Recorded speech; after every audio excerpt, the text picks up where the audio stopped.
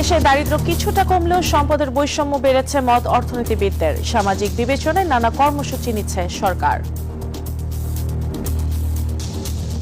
কঠিন সময়ে যে প্রকল্পগুলো নেওয়া হয়েছে সবগুলো সামাজিক বিবেচনায় নেওয়া হয়েছে। যারা কর্মসংস্থান দিবেন এবং যারা কর্মসংস্থান নিতে যাচ্ছেন ওনাদেরকে কিভাবে কানেক্ট করব।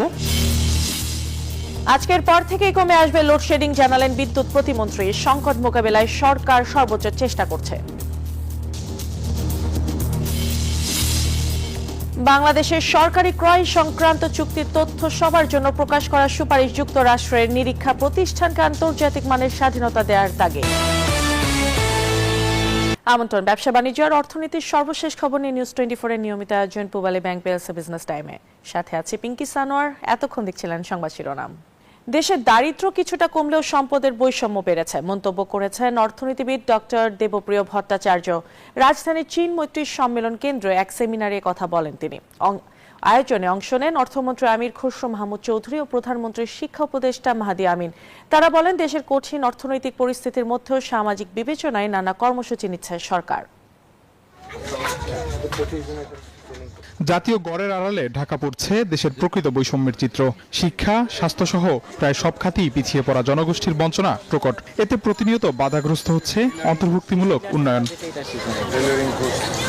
রাজধানীর চীনমৈত্রী সম্মেলন কেন্দ্রে এসডিজি অর্জনে কৌশলগত নীতি বিষয়ক সেমিনারে উঠে আসে এমন বক্তব্য।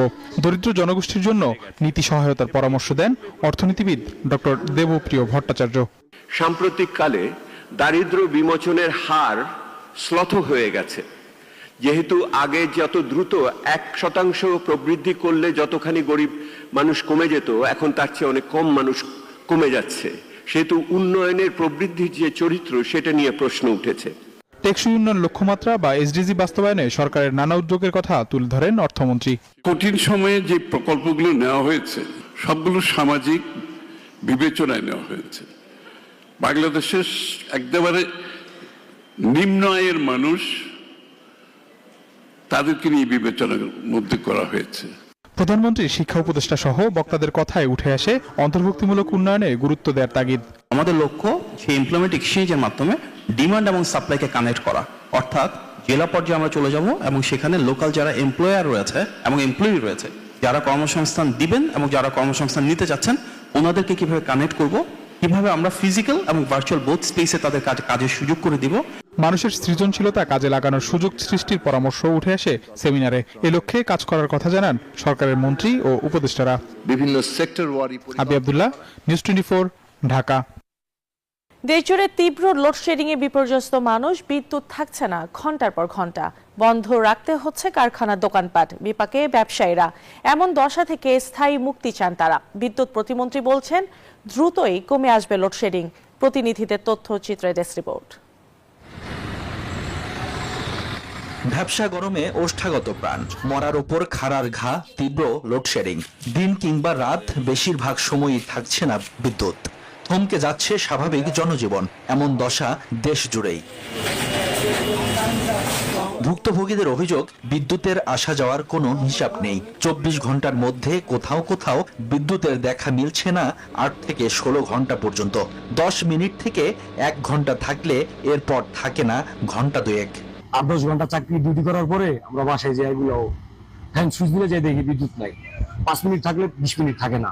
আবার সারাদিনের মধ্যে 5-6 বার বিদ্যুৎ লোডশেডিং এর যন্ত্রণায় আমরা অতিষ্ঠ হয়ে গেছি। ব্যাহত হচ্ছে দৈনন্দিন কার্যক্রম। শিশু, বৃদ্ধ সহ গরমে হাঁসফাঁস দশা সবার। বেশি ভোগান্তিতে গ্রামের মানুষ। লোডশেডিং এর কারণে জনদুর্ভোগের পাশাপাশি মানুষ কিন্তু অসুস্থ হয়ে পড়ছে। আমার মনে হয় অনেক অর্ধেকের চেয়ে বেশি ইন্ডাস্ট্রিগুলো বন্ধ হয়ে যাবে বিদ্যুতের অভাবে। বড় লোকসানে ক্ষুদ্র ও মাঝারি ব্যবসায়ীরা। বন্ধ কারখানার মেশিন, ব্যাহত উৎপাদন। লাভ করা তো দূরের কথা, এখন পুঁজি বাঁচানোই দায়। আমরা বিকল্প বিদ্যুৎ হিসাবে আমরা জেনারেটর দিয়ে আমরা ফ্যাক্টরি চালাই, কিন্তু ওই ক্ষেত্রে ওখানে গিয়ে আমরা অ্যাটলিস্ট 5 to 10% আমাদের প্রোডাকশনটা কমে যায়। বিদ্যুৎ ও জ্বালানি প্রতিমন্ত্রী জানান, জনদুর্ভোগ কমাতে সর্বোচ্চ চেষ্টা করে যাচ্ছে সরকার। জনদুর্ভোগকে বিবেচনায় নিয়ে আমরা প্রাণান্তকর চেষ্টা করছি। এটা আমার ধারণা জনগণ বোঝেন, আপনারাও বোঝেন। আমাদের চেষ্টার ন্যূনতম কোনো ত্রুটি নেই। দ্রুত সংকটের স্থায়ী সমাধান হবে এমন প্রত্যাশা গ্রাহকদের। Desk report, news 24। বাংলাদেশের সরকারি ক্রয় সংক্রান্ত চুক্তির তথ্য সবার জন্য প্রকাশ করার সুপারিশ করেছে যুক্তরাষ্ট্র। একই সঙ্গে আর্থিক খাতে স্বচ্ছতা বাড়াতে বাজেটের নথিপত্র আন্তর্জাতিকভাবে স্বীকৃত নীতি অনুযায়ী প্রস্তুত করা সর্বোচ্চ নিরীক্ষা প্রতিষ্ঠানকে আন্তর্জাতিক মানের স্বাধীনতা দেওয়ার তাগিদ দিয়েছে দেশটি। মঙ্গলবার যুক্তরাষ্ট্রের পররাষ্ট্র দপ্তর প্রকাশিত ফিসক্যাল ট্রান্সপারেন্সি রিপোর্ট 2026 প্রতিবেদনে এসব সুপারিশ ও পর্যবেক্ষণ তুলে ধরা হয়। প্রতিবেদনে আরও বলা হয়, অন্তর্বর্তীকালীন সরকার যুক্তিসঙ্গত সময়ের মধ্যে বছরের শেষ হিসাব বিবরণী জনসমক্ষে প্রকাশ করে আর্থিক স্বচ্ছতার ক্ষেত্রে উল্লেখযোগ্য অগ্রগতি অর্জন করেছে। তাদের নির্বাহী বাজেট প্রস্তাব অনুমোদিত বাজেট অনলাইন উন্মুক্ত করেছে। তবে এখন বাজেট ব্যবস্থাপনা, নিরীক্ষা ও ক্রয় সংক্রান্ত তথ্য প্রকাশে ঘাটতি রয়েছে।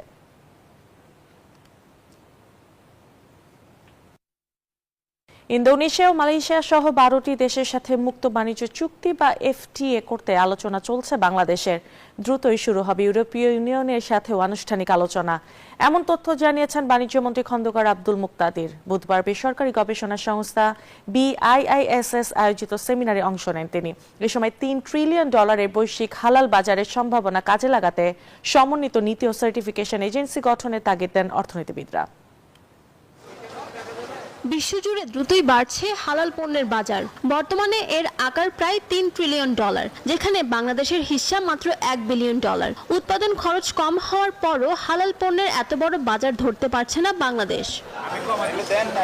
বিশ্লেষকরা বলছেন, সঠিক নীতি কাঠামো, গবেষণা, প্রযুক্তি, দক্ষ জনশক্তি এবং অর্থায়নের অভাবে পিছিয়ে রয়েছে দেশ।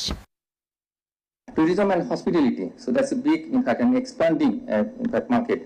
So, and in the tourism, the halal tourism is now getting pronounced, and the hospitality, the whole management, the travel system and PR, so all these are included. Your product easily enter into the ASEAN market. It is the great opportunity for Bangladesh. If we can utilize this opportunity, we will be a great supplier of halal product. হালাল পণ্যের বাজার সম্প্রসারণের বাধা দূর করতে একক commission গঠনের ঘোষণা দিয়েছেন বাণিজ্য মন্ত্রী। তিনি বলেন, বাণিজ্য সহজীকরণ ও অবকাঠামো জোরদারের মাধ্যমে বাংলাদেশ হালাল ব্র্যান্ড গড়ে তোলা হবে। ইন্ডিপেন্ডেন্ট একটা সার্টিফাইং এজেন্সি করা, এটা একটা ইন্টারেস্টিং প্রপোজিশন। এটার বিষয়ে চিন্তা করা যেতে পারে।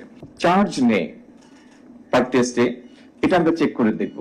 মন্ত্রী জানান, এলডিসি উত্তরণ পরবর্তী চ্যালেঞ্জ মোকাবেলায় 12টি দেশের সাথে মুক্ত বাণিজ্য চুক্তির আলোচনা চলছে। বৈশ্বিক বাজারটার কাছে আমাদের অ্যাক্সেস দরকার, প্রবেশাধিকার দরকার। আমরা ইন্দোনেশিয়া, মালয়েশিয়া সাথেও আগামী দিনে এফটিএতে যাব। এছাড়াও আরো 10-12টা দেশের সাথে আমাদের এফটিএ নেগোসিয়েশন চলমান। বাণিজ্য চুক্তির বিষয়ে দ্রুত ইউরোপীয় ইউনিয়নের সাথেও আলোচনা শুরুর কথা জানান বাণিজ্য মন্ত্রী। ফারজানা রিয়া, নিউজ 24, ঢাকা। সপ্তাহের তৃতীয় কার্যদিবস মঙ্গলবার ঢাকা স্টক এক্সচেঞ্জে প্রধান সূচক কিছুটা কমেছে, এর পাশাপাশি নিম্নমুখী রয়েছে বাকি দুই সূচকও। এদিন মোট 1073 কোটি 73 লাখ টাকা মূল্যের শেয়ার ও ইউনিট হাত বদল হয়েছে। বুধবার প্রধান মূল্য সূচক DSX 6 পয়েন্ট কমে 5897.27 পয়েন্টে অবস্থান করেছে। এদিন ডিএসসিতে মোট 385টি প্রতিষ্ঠানের শেয়ার ও ইউনিট লেনদেন হয়েছে। এর মধ্যে 119টির কমেছে, 231টির এবং অপরিবর্তিত রয়েছে 32টি কোম্পানির শেয়ার দর। লেনদেনের পরিমাণও উল্লেখযোগ্যভাবে কমেছে।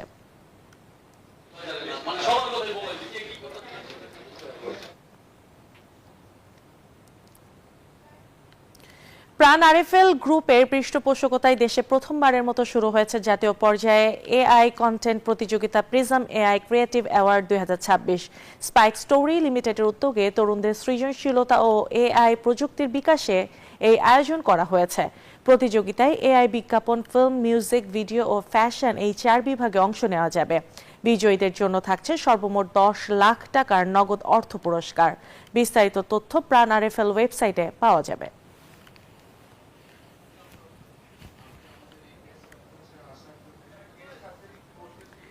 যুক্তরাষ্ট্র ইরানের মধ্যে শান্তি চুক্তির সম্ভাবনা ফিকে হয়ে আসায় মঙ্গলবার নিম্নমুখী প্রবণতায় শেষ হয়েছে ওয়াল স্ট্রিটের লেনদেন। হরমুজ প্রণালী বন্ধ থাকার ঘোষণায় তেলের দামের সাথে পাল্লা দিয়ে বেড়েছে জ্বালানি খাতের শেয়ার দর। তবে দরপতন হয়েছে অ্যামাজন ও অ্যালফাবেটের মতো বড় প্রযুক্তি প্রতিষ্ঠানগুলোর। অন্যদিকে এনভিডিয়ার সাথে $50,000 কোটি এআই বিনিয়োগ চুক্তির খবরে অ্যাপল গ্লোবাল ও ব্ল্যাকস্টোনের শেয়ারের দাম বেড়েছে। দিন শেষে S&P 500, নাসডাক এবং ডাও জোন্স প্রধান 3 সূচকই পতনের মুখে পড়ে। এখনো আসন্ন মূল্যস্ফীতির প্রতিবেদন ও ফেডারেল রিজার্ভের নীতিমালার দিকে তাকিয়ে আছে বিনিয়োগকারীরা।